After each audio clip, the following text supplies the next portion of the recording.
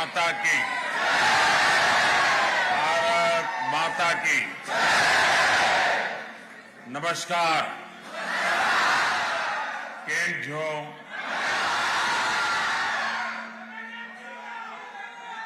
वणक्कम, सत श्री अकाल, जिन दोबरे।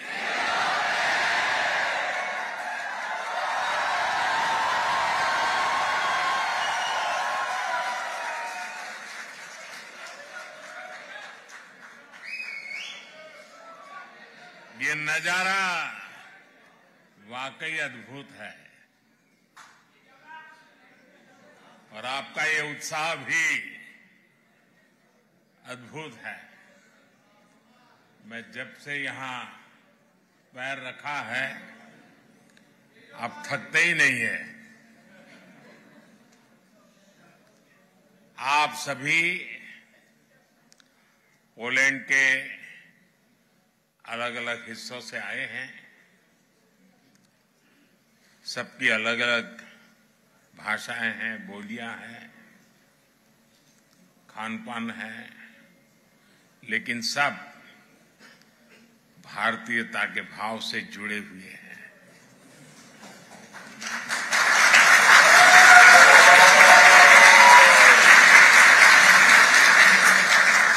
आपने यहां इतना शानदार स्वागत किया है। मैं आप सभी का, पोलैंड की जनता का इस स्वागत के लिए बहुत आभारी हूं।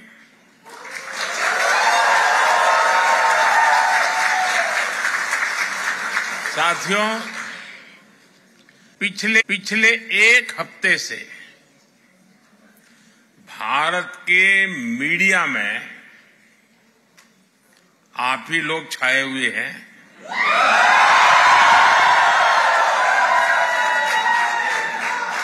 पोलैंड के लोगों की खूब चर्चा हो रही है और पोलैंड के विषय में भी बहुत कुछ बताया जा रहा है।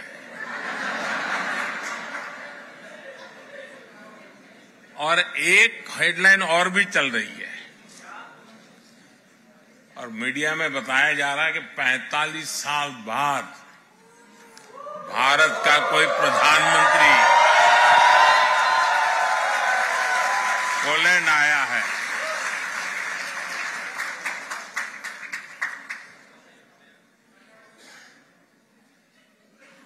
बहुत सारे अच्छे काम मेरे नसीब में ही है।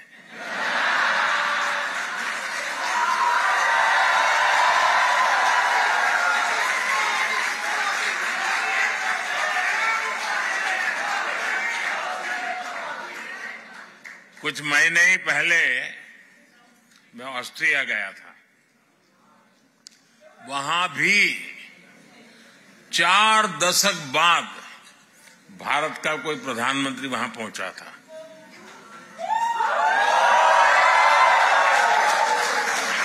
ऐसे कई देश हैं जहां दशकों तक भारत का कोई प्रधानमंत्री पहुंचा नहीं है।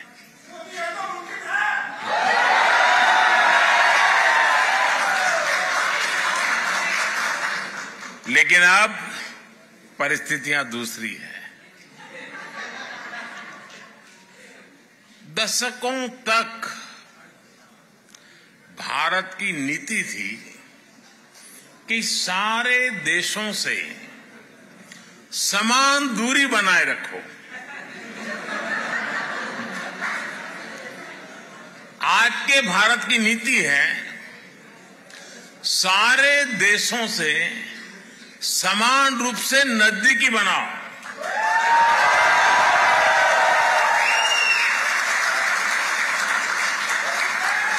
आज का भारत सबसे जुड़ना चाहता है। आज का भारत सबके विकास की बात करता है। आज का भारत सबके साथ है, सबके हित की सोचता है।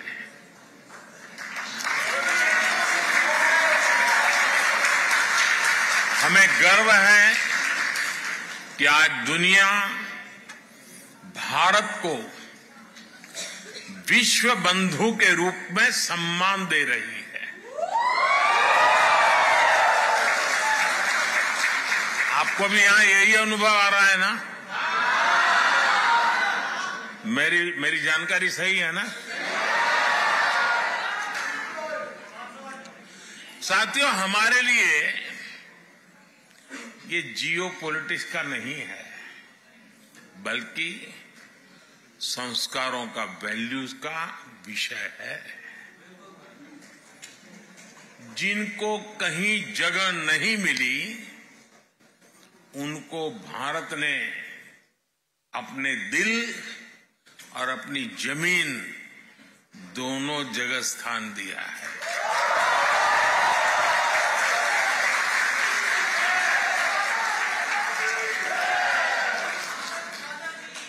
ये हमारी विरासत है, जिस पर हर भारतीय गर्व करता है। पोलैंड तो भारत के इस सनातन भाव का साक्षी रहा है।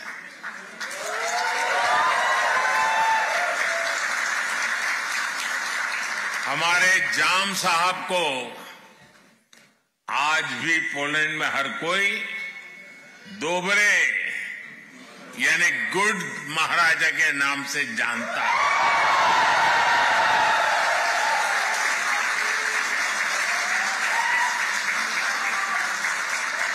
वर्ल्ड वॉर II के दौरान जब पोलैंड मुश्किलों से घिरा हुआ था, जब पोलैंड की हजारों महिलाएं और बच्चे शरण के लिए जगह जगह भटकते थे, तब जाम साहब, दिग्विजय सिंह, रंजीत सिंह जाडेजा जी आगे आए।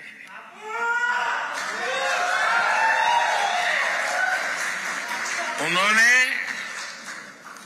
पुलिस महिलाओं और बच्चों के लिए एक विशेष कैंप बनवाया था। जाम साहब ने कैंप के पुलिस बच्चों को कहा था, जैसे नवानगर के लोग मुझे बापू कहते हैं, वैसे ही मैं आपका भी बापू हूं। साथियों, मेरा तो जाम साहब के परिवार से काफी मिलना जुलना रहा है। मुझ पर उनका अपार स्नेह रहा है। कुछ महीने पहले भी मैं वर्तमान जाम साहब से मिलने गया था। उनके कमरे में पोलैंड से जुड़ी एक तस्वीर आज भी है, और मुझे ये देखकर अच्छा लगता है कि जाम साहब के बनाए रास्ते को पोलैंड ने आज भी जीवंत रखा है।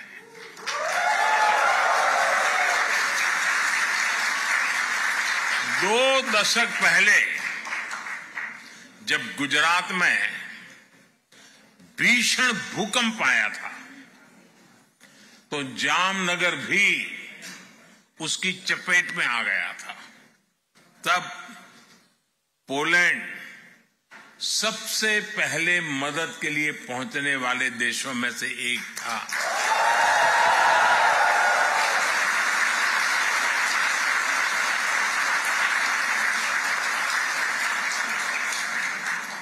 यहां पोलैंड में भी लोगों ने जाम साहब और उनके परिवार को भरपूर सम्मान दिया है। ये प्यार वॉर्सो में गुड महाराजा स्क्वायर में साफ साफ दिखता है। कुछ देर पहले मुझे भी दोबरे महाराजा मेमोरियल और कोल्हापुर मेमोरियल के दर्शन का सौभाग्य मिला है। इस अविस्मरणीय घड़ी में मैं एक जानकारी भी आपको देना चाहता हूं। भारत जाम साहब मेमोरियल यूथ एक्सचेंज प्रोग्राम शुरू करने जा रहा है।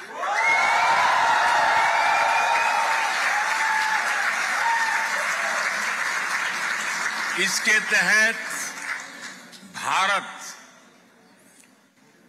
20 पोलिश युवाओं को हर साल भारत आने के लिए आमंत्रित करेगा।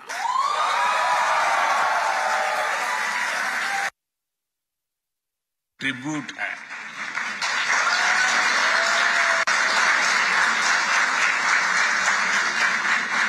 महाराष्ट्राच्या नागरिकांच्या आणि मराठी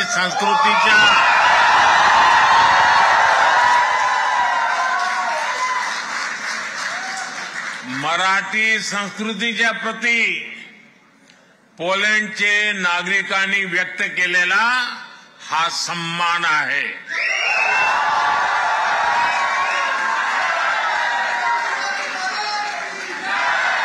मराठी संस्कृतीत मानव धर्म आचरणाला सर्वात अधिक प्राधान्य आहे। छत्रपति शिवाजी महाराज की प्रेरणा से कोल्हापुर की रॉयल फैमिली ने वलीवड़े में पोलैंड की महिलाओं और बच्चों को शरण दी थी। वहां भी एक बहुत बड़ा कैंप बनाया गया था। पोलैंड की महिलाओं और बच्चों को कोई तकलीफ ना हो, इसके लिए महाराष्ट्र के लोगों ने दिन रात एक कर दिया था। साथियों, आज ही मुझे मोंटे कैसिनो मेमोरियल पर भी श्रद्धांजलि देने का अवसर मिला है।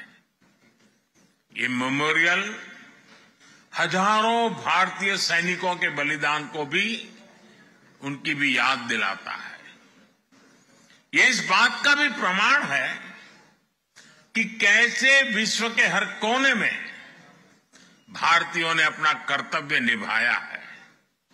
साथियों, 21वीं सदी का आज का भारत अपनी पुरानी वैल्यूज, अपनी विरासत पर गर्व करते हुए विकास के रास्ते पर आगे बढ़ रहा है।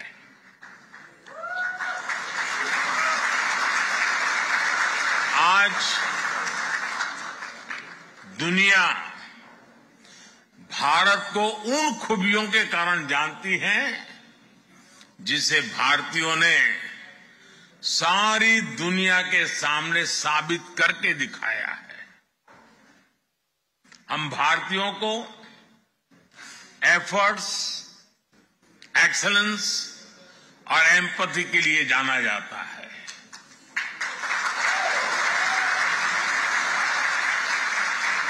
हम दुनिया में जहां भी जाते हैं, हम भारत के लोग मैक्सिमम एफर्ट्स करते दिखाई देते हैं। एंटरप्रेन्योरशिप हो, केयर गिवर्स हो या हमारा सर्विस सेक्टर हो, भारतीय अपने एफर्ट से अपना और अपने देश का नाम रोशन कर रहे हैं। ये मैं आपकी बात बता रहा हूं।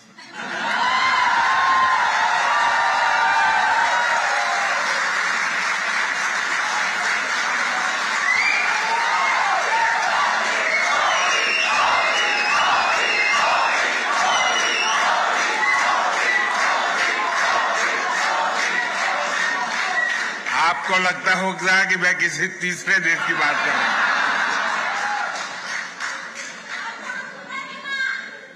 पूरी दुनिया में भारतीय एक्सेलेंस के लिए भी पहचाने जाते हैं। आईटी सेक्टर हो या भारत के डॉक्टर्स हो, सभी अपने एक्सेलेंस से छाए हुए हैं।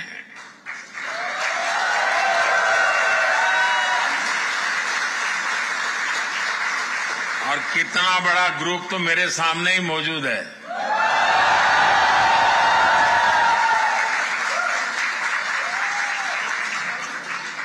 साथियों, हम भारतीयों की एक पहचान एम्पैथी भी है। दुनिया के किसी देश में संकट आए, भारत पहला देश होता है जो मदद के लिए हाथ बढ़ाता है।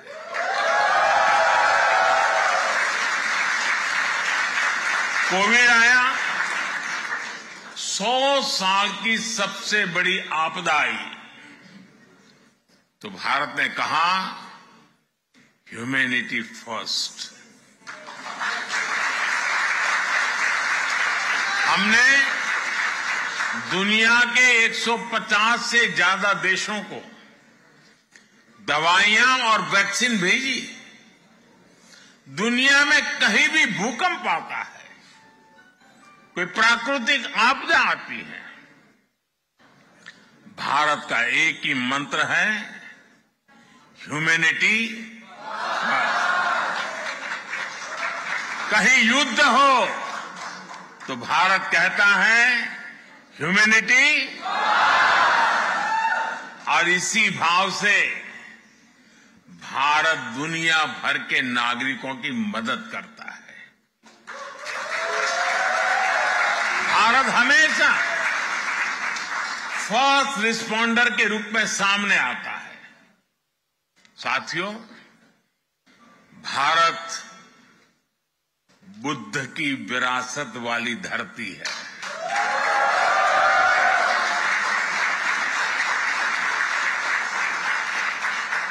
और जब बुद्ध की बात आती है तो जो युद्ध नहीं, शांति पर विश्वास करती है।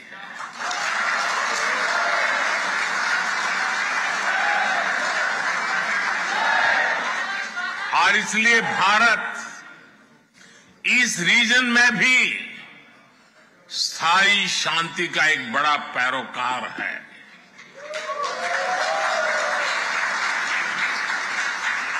भारत का मत एकदम साफ है,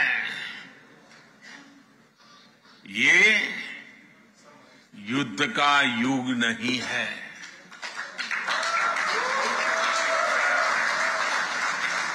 ये उन चुनौतियों से निपटने के लिए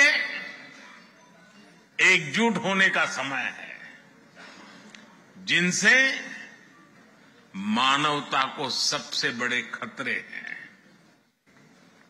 इसलिए भारत डिप्लोमेसी और डायलॉग पर बल दे रहा है। साथियों, जिस प्रकार आपने यूक्रेन में फंसे हमारे बच्चों की मदद की, वो भी हम सभी ने देखा है।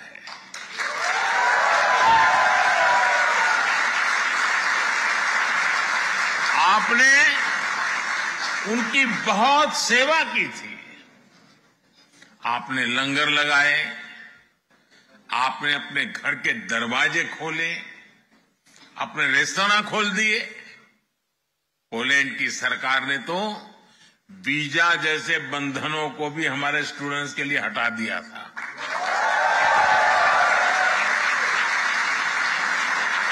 यानी पोलैंड ने पूरे मन से हमारे बच्चों के लिए दरवाजे खोल दिए थे।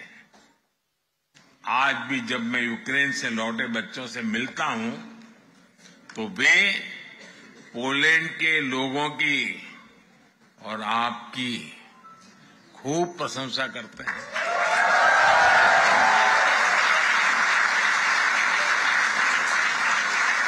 और इसलिए आज मैं यहां 140 करोड़ भारतीयों की तरफ से आप सभी का, पोलैंड के लोगों का अभिनंदन करता हूं। मैं आपको सैल्यूट करता हूं।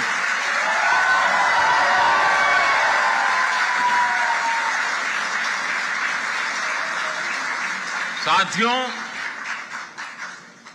भारत और पोलैंड के समाज में अनेक समानताएं हैं। एक बड़ी समानता हमारी डेमोक्रेसी की भी है। भारत मदर ऑफ डेमोक्रेसी तो है ही, एक पार्टिसिपेटिव और वाइब्रेंट डेमोक्रेसी भी है।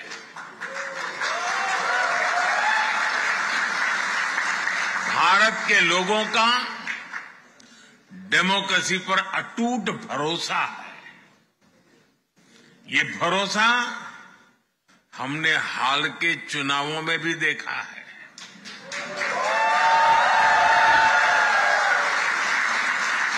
ये इतिहास के सबसे बड़े चुनाव थे। अभी यूरोपियन यूनियन के भी चुनाव हुए हैं। इसमें करीब 180 मिलियन वोटर्स ने वोट डाले। भारत ने इसे 3 गुना से अधिक, करीब 640 मिलियन वोटर्स ने वोटिंग की है।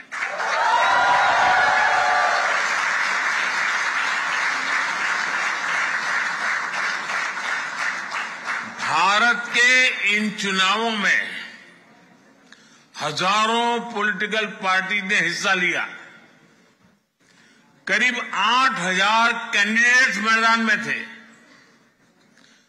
5 मिलियन से ज्यादा वोटिंग मशीन्स, 1 मिलियन से ज्यादा पोलिंग स्टेशंस, 15 मिलियन से ज्यादा कर्मचारी।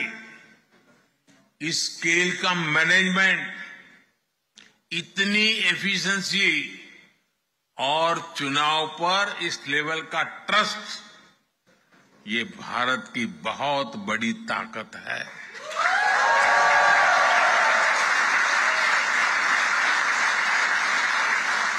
दुनिया को ये लोग जब ये आंकड़े सुनते हैं ना, तो उनको चक्कर आ जाता है।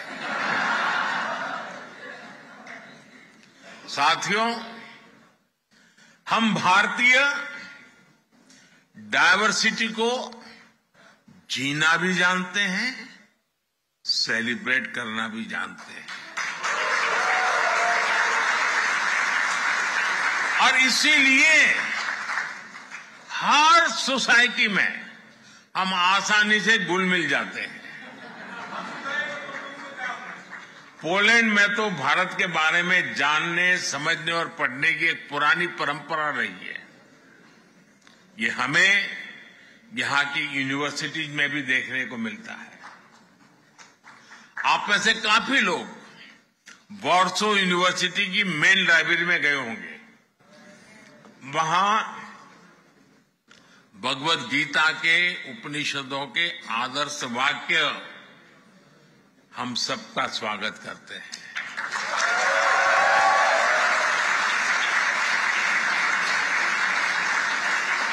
तमिल हो, संस्कृत हो, ऐसी अनेक भारतीय भाषाओं को पढ़ने वाले यहां अनेक लोग हैं। यहां की बेहतरीन यूनिवर्सिटीज में इंडिया स्टडीज से जुड़ी चेयर्स है। पोलैंड और भारतीयों का एक कनेक्ट कबड्डी से भी है। आप भी जानते हैं, भारत में गांव-गांव में कबड्डी खेली जाती है। भारत से ये खेल पोलैंड पहुंचा है और पोलैंड के लोगों ने कबड्डी को नई ऊंचाई पर पहुंचा दिया है। पोलैंड लगातार 2 सालों तक यूरोपियन कबड्डी चैंपियन रहा है।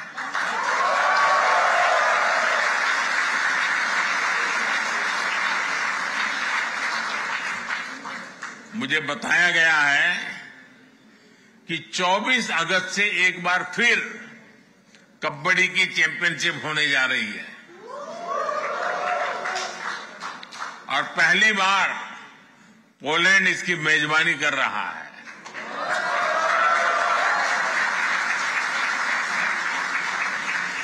मैं आज आपके माध्यम से पोलैंड की कबड्डी टीम को अपनी शुभकामनाएं भी देता हूं।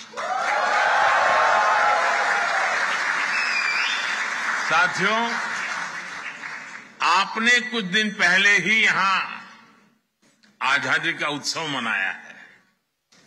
आजादी के आंदोलन के समय हमारे स्वतंत्रता सेनानियों ने समृद्ध भारत का सपना देखा था।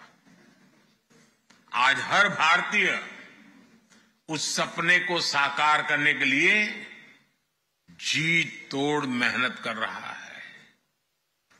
भारत ने लक्ष्य तय किया है कि 2047 तक खुद को विकसित भारत बनाने का संकल्प लेकर के हमारा देश आगे बढ़े।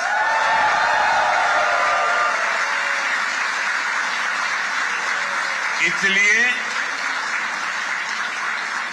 आज का भारत अभूतपूर्व स्केल, स्पीड और सॉल्यूशंस पर काम कर रहा है।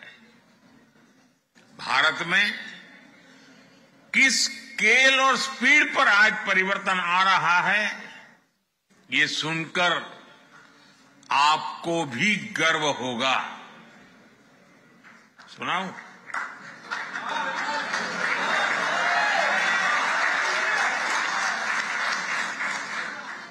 भारत में पिछले 10 साल में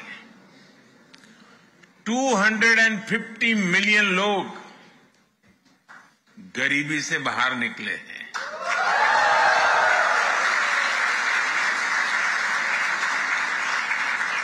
और 250 मिलियन मतलब ये संख्या फ्रांस, जर्मनी और यूके की टोटल पॉपुलेशन से भी ज्यादा है।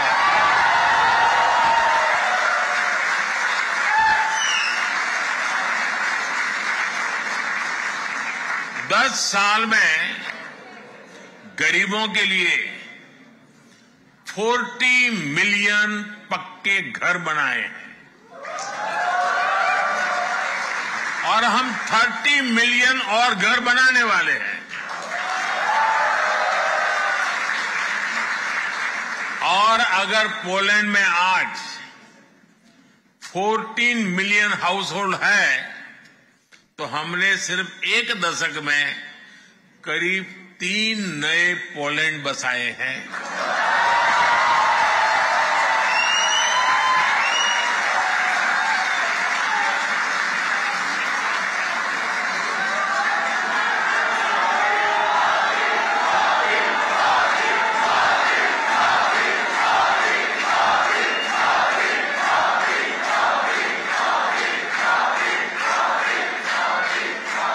फाइनेंशियल इंक्लूजन को तो हम नेक्स्ट लेवल पर ले गए हैं। 10 साल में भारत में 500 मिलियन जनधन बैंक अकाउंट्स खुलवाए हैं। ये संख्या पूरे यूरोपियन यूनियन की पॉपुलेशन से ज्यादा है।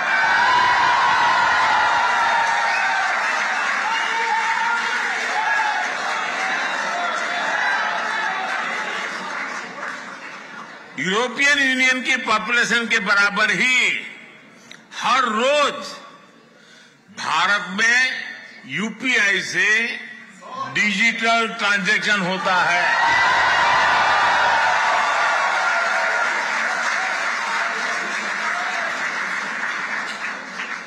यूरोपियन यूनियन की कुल आबादी से ज्यादा भारतीयों को सरकार 5 लाख रुपए का फ्री हेल्थ इंश्योरेंस देती है।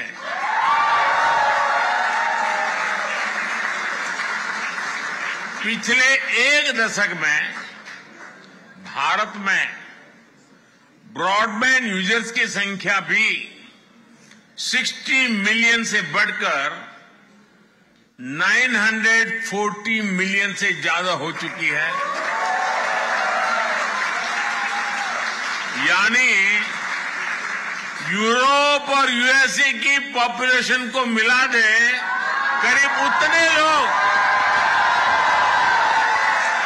भारत में ब्रॉडबैंड का यूज करते हैं।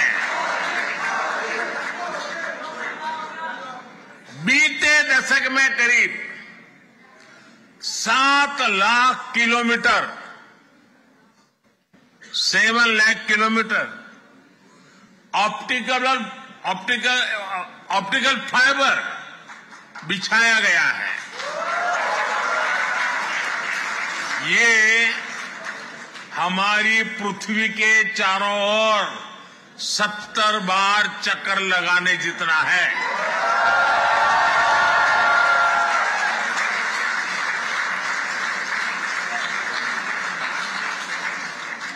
भारत ने 2 साल के भीतर ही देश के हर जिले तक 5G नेटवर्क पहुंचाया है।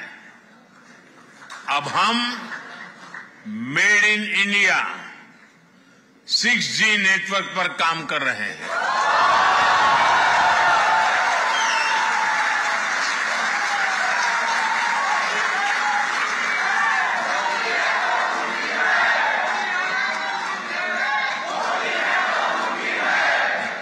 साथियों, भारत की ट्रांसफॉर्मेशन की ये स्केल पब्लिक ट्रांसपोर्ट में भी दिखती है। 2014 में भारत के 5 शहरों में ऑपरेशनल मेट्रो थी। आज 20 शहरों में ऑपरेशनल मेट्रो है।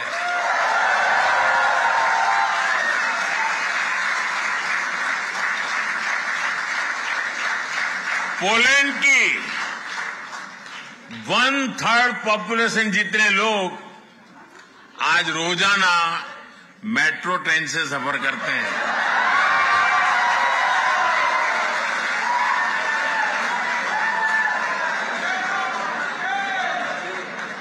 साथियों, भारत जो भी करता है वो नया रिकॉर्ड बन जाता है, इतिहास रच जाता है।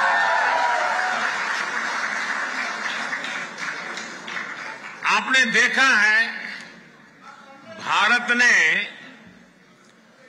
100 से ज्यादा सैटेलाइट एक साथ लॉन्च किए थे।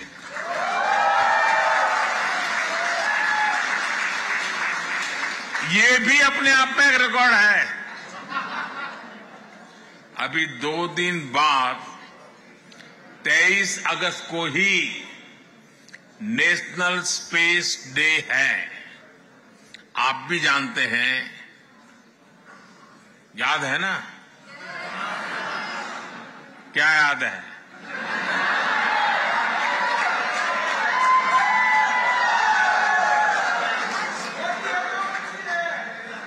इसी दिन भारत ने चंद्रमा के साउथ पोल में अपना चंद्रयान उतारा।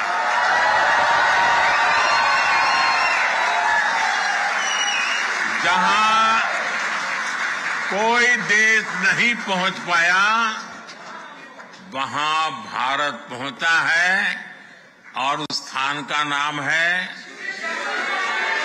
उस स्थान का नाम है, उस स्थान का नाम है भारत। दुनिया का तीसरा बड़ा स्टार्टअप इकोसिस्टम है। साथियों, दुनिया की आबादी में भारत का हिस्सा करीब 16-17% रहा है, लेकिन आबादी के लिहाज से ग्लोबल ग्रोथ में भारत की हिस्सेदारी पहले उतनी नहीं थी। अब स्थितियां तेजी से बदल रही है। साल 2023 में ग्लोबल ग्रोथ में भारत की हिस्सेदारी 16% से अधिक रही है।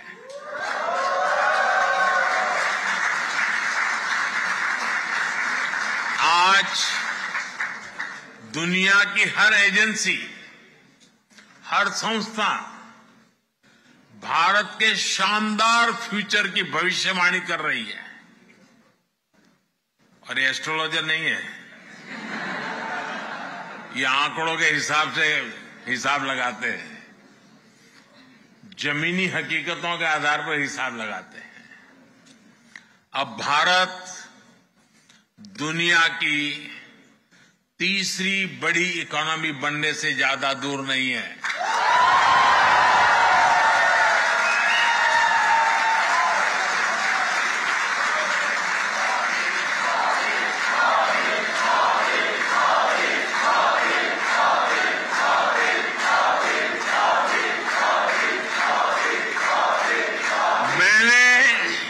देश की जनता को वादा किया है, मेरे तीसरे टर्म में भारत तीसरे नंबर की इकोनॉमी बन के रहेगा।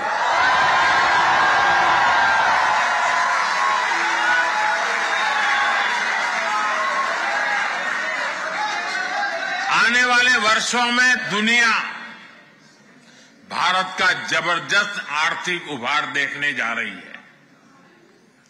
नेस्कॉम का अनुमान है कि अपने डिजिटल इंफ्रास्ट्रक्चर के कारण भारत इस दशक के अंत तक $1 ट्रिलियन की इकोनॉमी बन जाएगा।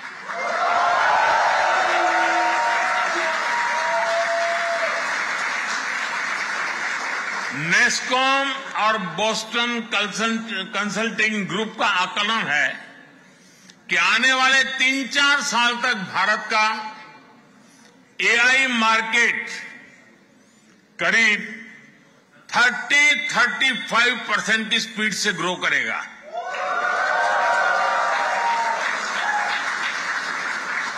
यानी भारत को लेकर एक अभूतपूर्व पॉजिटिविटी चारों तरफ नजर आ रही है।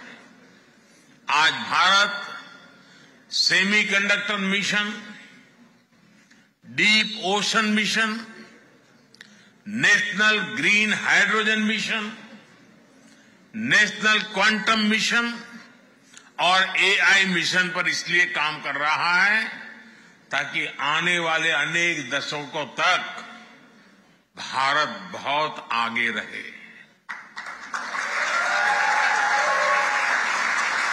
भारत आने वाले कुछ वर्षों में अपना स्पेस स्टेशन स्थापित करने की भी तैयारी कर रहा है और वो दिन दूर नहीं जब आप भारत के एस्ट्रोनॉट्स को मेड इन इंडिया गगनयान,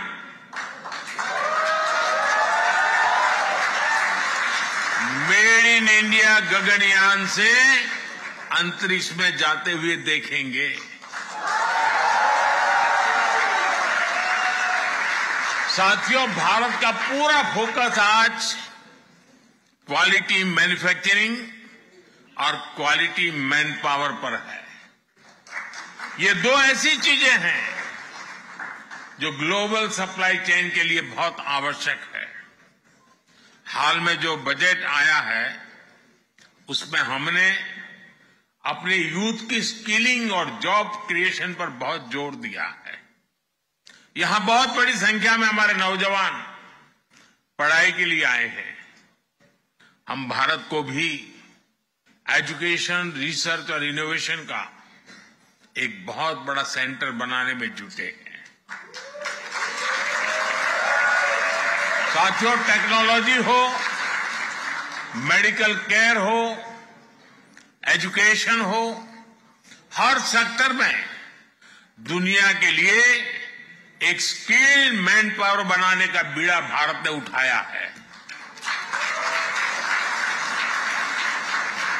मैं आपको हेल्थ सेक्टर का एक उदाहरण दूंगा। पिछले 10 सालों में हमने भारत में 300 से ज्यादा नए मेडिकल कॉलेज बनाए। पिछले 10 साल में भारत में मेडिकल सीट्स बढ़कर अब 2 गुनी हो चुकी है। 10 साल में डबल। इन 10 सालों में हमने अपने मेडिकल सिस्टम में 75,000 नई सीटें जोड़ी है। अब आने वाले 5 सालों में हम मेडिकल की 75,000 नई सीटें और जोड़ने का लक्ष्य लेकर चल रहे हैं। इससे क्वालिटी हेल्थ सर्विस प्रोवाइडर के रूप में भारत की भूमिका और मजबूत होगी। और हमारा तो दुनिया को एक ही संदेश है, वो दिन दूर नहीं, हम कहेंगे हील इन इंडिया।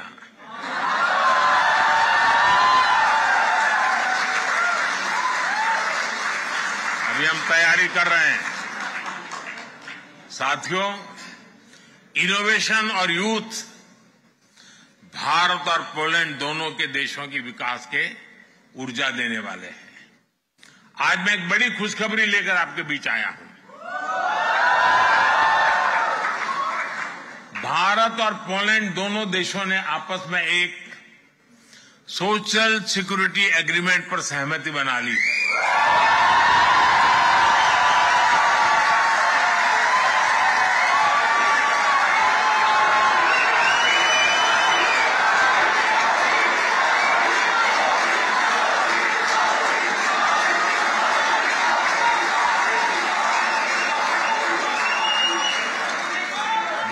जिसका लाभ आप जैसे सब साथियों को होने वाला है। साथियों, भारत का विजन ग्लोबल है। भारत का विजन ग्लोबल है। भारत का कल्चर ग्लोबल है। केयर और कंपैशन ग्लोबल है। हमारे पूर्वजों ने हमें वसुधैव कुटुंबकम का मंत्र दिया। हमने पूरी दुनिया को एक परिवार माना है और यही आज के भारत के नीति और निर्णयों में नजर आता है। G20 के समय भारत ने आह्वान किया, वन अर्थ, वन फैमिली और वन फ्यूचर। इसी भावना में 21वीं सदी की दुनिया के बेहतर भविष्य की गारंटी है। भारत वन सन, वन वर्ल्ड, वन ग्रिड के कंसेप्ट से दुनिया को जोड़ना चाहता है।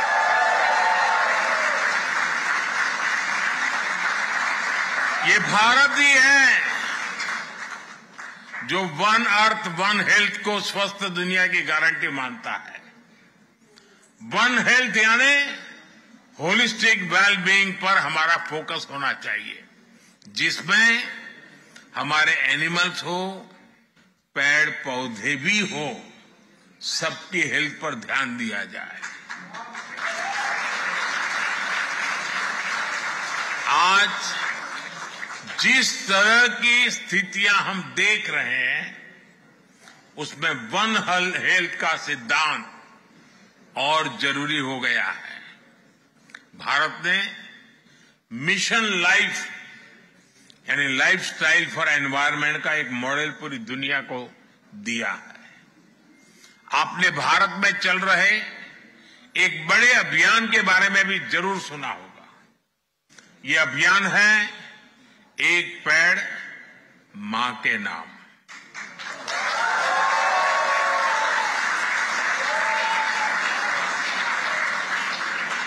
करोड़ों भारतवासी आज अपनी जन्मदाता मां के नाम पर पेड़ लगा रहे हैं और इससे धरती मां की भी रक्षा हो रही है।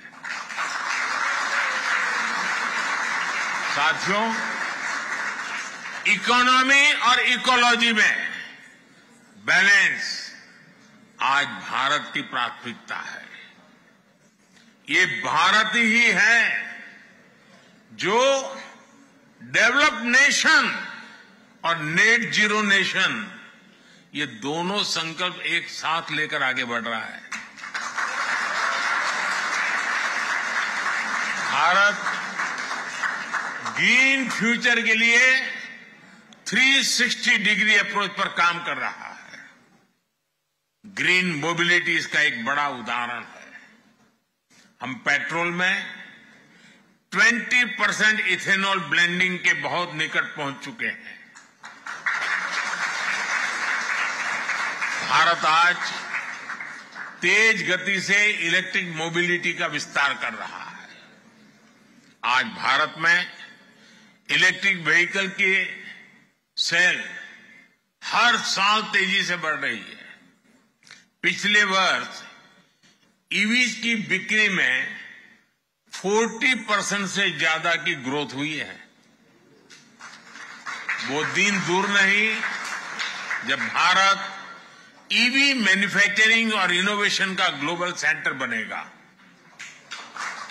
आने वाले समय में आप भारत को ग्रीन हाइड्रोजन के भी बड़े ग्लोबल हब के रूप में देखने वाले हैं।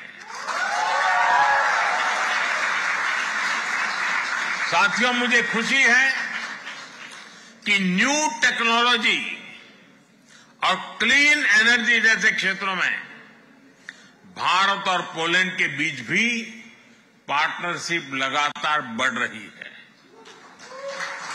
बहुत सी भारतीय कंपनियों ने यहां इन्वेस्ट किया है, जॉब्स क्रिएट की हैं।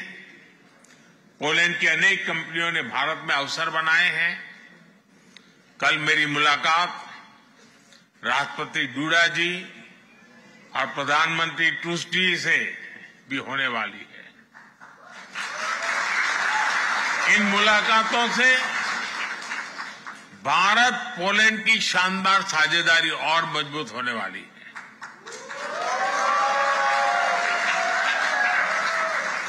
प्रधानमंत्री टूस्क तो भारत के बहुत अच्छे मित्र हैं। जब वे यूरोपियन काउंसिल के अध्यक्ष थे तब भी मेरी कई बार उनसे मुलाकात हो चुकी है।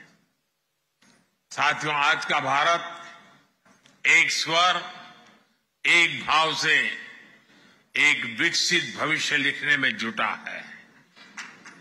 आज भारत अवसरों की धरती है। आपको भी भारत की ग्रोथ स्टोरी से अधिक जुड़ना है और आपको भारत के टूरिज्म का ब्रांड एम्बेसडर भी बनना है।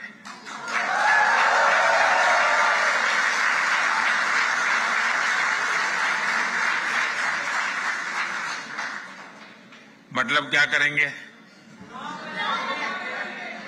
सोशल मीडिया पे खुद की तस्वीर लगा करके रखेंगे, ताजमहल के सामने बैठेंगे। ब्रांड एम्बेसडर का मतलब है कि आपको हर वर्ष हर एक को कम से कम 5 पुलिस परिवारों को भारत देखने के लिए भेजना है।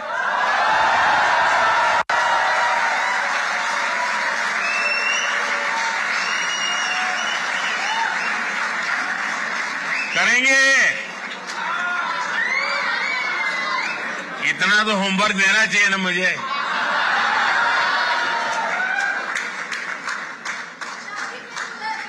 आपका हर प्रयास आपके भारत को विकसित भारत बनाने में मदद करेगा।